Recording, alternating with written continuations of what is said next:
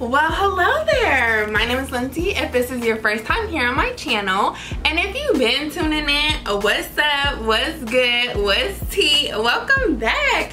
How have y'all been? Long time no see. I missed y'all. Y'all been going a little crazy on my last video. If you don't know what I'm talking about, I'll go ahead and link it down below.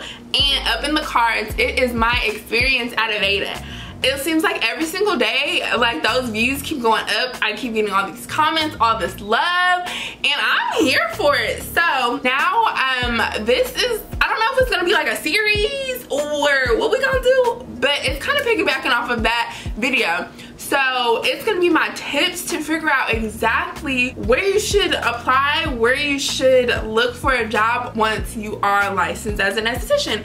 So if you're in school, just got out of school, just got your license, not sure what type of jobs you wanna apply for, what you wanna do, I'm here to help you. I'm gonna give you tips, tricks, my opinion, my advice. And without further ado, let's jump into this video. I'm so excited.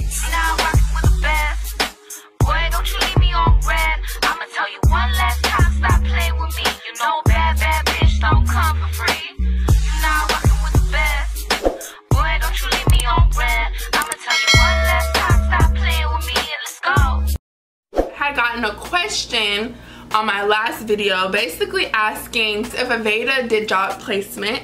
And then the second question she asked was there a good salary being an esthetician, essentially? And in short, Aveda does not do job placement at all. Well, my location had a job board where companies will come in, and if they have any like open positions, they would post them on this board. So as you're going in and out of the building, you're able to see this huge board full of all these different postings. So once you were closer to like graduating and completing your state board and getting your license, you kind of have an idea of what jobs are opening. So Aveda themselves don't specifically place you in a job, but they do give you resources to kind of get you in the door.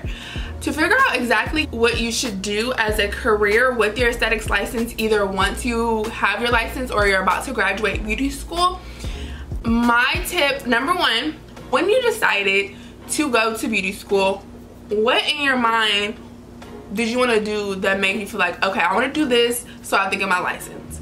That's where you should start. If once you're in beauty school or once you've completed it, you're like, okay, I no longer want to do that, or your heart is not 100% set on it like it was before completing school, that's okay, that's all right. It happens to the best of us. It definitely happened to me. So that's where you want to start. And then honestly, if you haven't started school yet, wait till you start school. Wait until you're towards the end, maybe getting ready to do state board, and sit back and reflect and think about, okay, what did I enjoy doing? What did I love to do? Was it waxing? Was it facials? Was it extractions? Was it lash lifts? Was it lashes?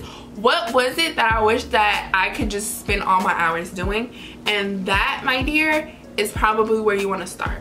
That's probably what it is that you want to do with your license. Now, there's a whole bunch of different avenues, so we're definitely going to go into each one of them very briefly, one by one. But before we do that, go ahead and subscribe if you have not already. I'm about to give y'all so much information, and the one thing that I ask that you do is subscribe. It's free. It takes this much energy, just a tap. If you do find value in this video, go ahead and give me a thumbs up. Comment any questions, anything that y'all want me to answer. So we're gonna jump into each avenue, and I'm just gonna briefly give you a little bit of information to help you decide if it is right for you. So the first thing, if you loved doing facials in school, then maybe you should work in a spa. I know it's super straightforward. Most people who want to get their aesthetics license, that's what they want to do. So if you fell in love with doing facials, you fell in love with doing extraction. Now within that, there are a lot of different spas. So let's kind of break down each one of them very quickly. There is a traditional spa. So these traditional spas usually focus on facials, massages, and rituals. They don't use any fancy machines or modalities. It is basically a relaxation spa. That is a traditional spa. So if you like private rooms, you like lights dim, music low, you know the vibes. If that's what you like and that's what you enjoy, and a traditional spa is definitely going to be for you. Then they have what's called an open concept spa. So these are fairly new-ish. They either be all open concept where each station is right next to each other, or they can be closed off maybe by like curtains or something like that. It is more upbeat. I would say can still have the traditional spa aspect of it or vibe, but the difference is you don't have a private room. So if there are conversations going on between you and your client or someone else and their client, then of course you're gonna hear them. Honestly, for me personally, I prefer to work in a private room just because you really never know. Like sometimes you have a client and they want to talk, they want to tell you their whole life story. You're the therapist for that 60, 80, 90 minutes, however long. You're the therapist. And I couldn't imagine being able to do that or trying to have a facial done and I'm hearing other conversations. Because sometimes you have clients who don't want to talk. It's just quiet. They're just listening to the music. They're drowning out everything and they just want to relax. So that's why it's my favorite, because you just never know what type of client you're going to have. That would be my preference, but some people are different. Some people like open concepts. Some people love being around people. Some people, when you're in a private room and it's a darker setting, because usually they're dark, they're like dim lights, soft music.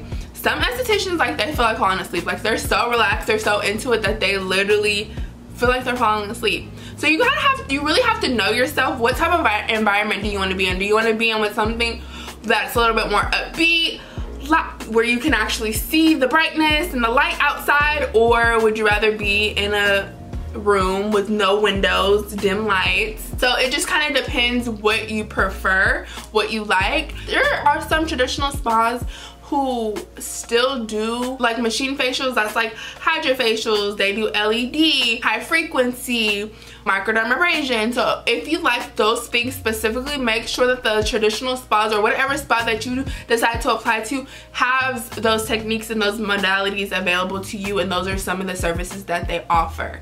And so next would be a med spa. Now, depending on your state, will depend on what else you would need. So for instance, in Texas, in order to work at a med spa, most of them want you to have a laser certification. So they want you to have like a dual license. So they want you to have an aesthetics license as well as your laser certification, which, girl, your laser certification is a pretty penny, to say the least. It's really expensive, really expensive. So if you do have your laser license, get your aesthetics license. It's definitely gonna give you a leg up. That's what most spas are looking for you to have. I don't know any place that will hire you just for having like a laser certification. They most likely are gonna want you to have both. So definitely something to think about. Those are the spa aspects of things. Then you have things that are like specialties like cryotherapy and things of that nature, which you will have to get a specific training. So most likely if you get hired on at a specific spa that offers those services like hydrofacial, cryotherapy, lymphatic drainage massage, whatever the case may be, they have to either get you certified, you have to get yourself certified, or they will train you. And that's something that you definitely want to know going into it. I will definitely have another video on getting hired. So like the interview process, application process, what most spas are looking for, what most places are looking for, how you should dress, what you should ask, salary, all of that. So if you don't have your post about notifications on and you're not subscribed, you're gonna miss out. Don't miss out. Go ahead and do that. I have this information I'm trying to give you for free. Subscribe. So then the next thing, if you enjoyed waxing, facial waxing, body waxing, or even both, then a wax center is definitely going to be for you. There's so many different types. The questions you should ask yourself before applying to a specific wax center is, what do you like? Do you like to do facial waxing? Do you like to do body waxing? Do you like to do both? Do you like to use hard wax? Do you like to use soft wax? Do you like to sugar? What do you enjoy doing? If you're like, I don't know what any of those things are, I don't even know, I would say just apply, and wherever you get hired on, they're gonna train you. If you like it, you like it. If you don't, go somewhere else. Period. You can do so many different things. If you get into a position and you don't like it, take you and your license and go somewhere else. Like, it's that easy, that simple. You have so many different avenues and so many different things that you can do using your license for you to not like what you do. So next it is eyelashes. So I can do lashes, lash lifts, brow laminations, and brow tinting. I'm just gonna kind of loop those in. They're usually kind of sort of at the same types of places. So one thing is, if your school did not go in depth about lashes, tinting, lamination, all those types of things, it's okay. Most places offer either, when you get hired on, a training, or you can go and get your own training or certification. Again, that will be another video of how to choose a training or certification, because sometimes price does not equal quality, and that's just what it is. So again, post notification bell on so you don't miss that video. If that's something that you're like wondering if you should take a lash course or a brow course or microblading or whatever the case may be, how to choose a course, I got y'all. So if your school did not go through that or train you in that, it's okay. Apply to those jobs, because those are the types of things where you won't know if you enjoy lashing until you do it, or microblading until you do it, or lash lifts until you do it. There's nothing else like it. It's nothing else that you can compare it to. You just have to go in, and honestly, the first time that you do it, you're not gonna like it. Don't shoot the messenger. Do not shoot the messenger. It just is what it is. It's something that you have to like practice, and you'll get, the better that you get, the more comfortable you are, it will determine if you like it or not. As far as lashes, if you don't have a steady hand, if you don't have patience, if you don't like doing things that are tedious, lashes aren't gonna be for you. If you don't have good vision, lashes are not gonna be good for you. Same for microblading. If you don't have a steady hand, if you don't like doing things that are tedious, if you're not artistic in the least, if you're not patient, that's not gonna be for you. Same for lash lifts. Tinting is a little bit different, and definitely that varies state to state. Like in California, lash tinting is illegal. So if you're lash tinting in California, girl side, before you get your lash taken, get it revoked and get in trouble. So definitely check your state regulations to see what you can and cannot do with your license, because I don't put it on me. I didn't do it. I'm just sitting here telling y'all the information. But definitely check your state board to see what you're able to do under your license. Maybe you went through your program and you're like, loved it, it is what it is, got my license, and I want to go into management. I want to be front of the house. I think it's very, very, very, very, very important to know both roles. In any job that I've ever held, I've always started off front desk and moved my way up, whether it's moved my way up to management, whether it's moved my way up into like the back of the house, whether it's been a makeup artist, whether it's been an esthetician, whether it's been lashes. I want to know how the entire business runs, because that makes a difference.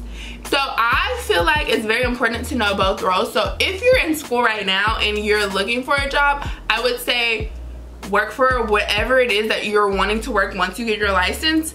Get your foot in the door. Learn their products, learn their services, learn how much, like their commission structures or their pay structures, learn their volume of clients. Oh, and that was something else that she mentioned in her question, was like pay and salary, which I'll go ahead and touch on right now.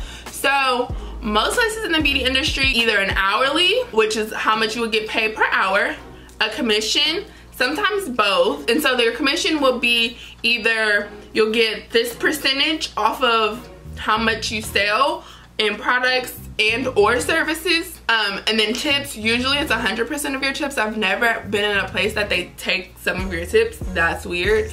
And then bonuses, like, so if you hit certain goals, then your bonus. Now every company, every franchise is different, so definitely, again, that's what I'll touch on in the next video, but definitely understand what their pay structure is, because if you're commission only, and if you're, say for instance, working the front desk while you're in school, and you know that the estheticians are getting paid commission only, and you see that they're only booked 50% of their schedule, you can decide, okay, that's enough money for me, or that's not. Or I could do this part-time and then this full-time, because that's what I did. When I was in school, I was like, okay, I'll work at Bliss as an esthetician full-time, because I wasn't taught lashes at school, and so I didn't know what I was gonna do. I said, well, I'm just gonna go ahead and work as an esthetician. I was working the front desk, and they was not booked. They were commission only, and they just weren't booked enough for me. There is no way, like, they were sitting around most of the time, and I was like, oh no, like, and you can't go home because you can get booked at any time. It was just a mess, and I was like, that's not for me. No, that's not for me. And that's the thing too, is when you're paid commission only, and you're not fully booked, when you're at work and you don't have a client, you're not making any money. And that's just sometimes how it is. So it's very, very important to understand pay structures when applying or seeing if you're interested in a certain position, because again, every business is different. But until you find what you like, what you want to do, what environment, what type of company, what type of people, what type of culture, that all makes a difference. You spend so much time at work. So much time at work. You should definitely enjoy what you do. 100%. I hate people who are so miserable and hate their jobs. It's like, girl, nobody asked you to be here. If you don't like it, go somewhere else. Find something else to do. Like, I don't understand. And especially because you're working with people on a day-to-day. If you don't have a good attitude about what you're doing, people aren't gonna tip you well. They won't rebook with you. They won't trust you. They won't buy any product recommendations. And no matter what you do within any of those things that I just mentioned, any of those different avenues, you have to have either honestly, all three. You have to have a really good skill set. So you have to practice, practice, practice. You have to have a good personality, a good energy, a good aura. You don't have to be super in your face or super bubbly. Be you, but you have to have something that is gonna make people want to keep coming to you and to refer their friends to you. So that's how you build your clientele. Please enjoy what you do. You are transforming someone's life in one way or another within this industry. You want someone to leave better than they came. Literally, like, you're making someone look good on the outside so they feel good on the inside. And if you have that type of personality where people are able to talk to you and to vent to you, you never know what they've been through up until that point. Let them be themselves. Let it out. Don't take anything personally, ever. It's not you. Take everything with a grain of salt. You're there to do your job, to listen, and to love, and to give love. So you're touching these people, but very few jobs where you can actually touch someone. So touch them and leave them better than you found them. And with that being said, I think we should just end the video there. I like that way. We're gonna leave it there. Again, if you have not already, like, comment, and subscribe. Turn on your post bell notifications so you know every single time that I upload. Yes. And leave any comments, questions, things that you want to know, video ideas, what we should do next. If you even enjoyed this information, if it was too much, if it was too long, if it was too short, I need to know it all so we can keep getting better and going up on this journey. I love you so, so, so much, and I will catch y'all in the next one. Peace.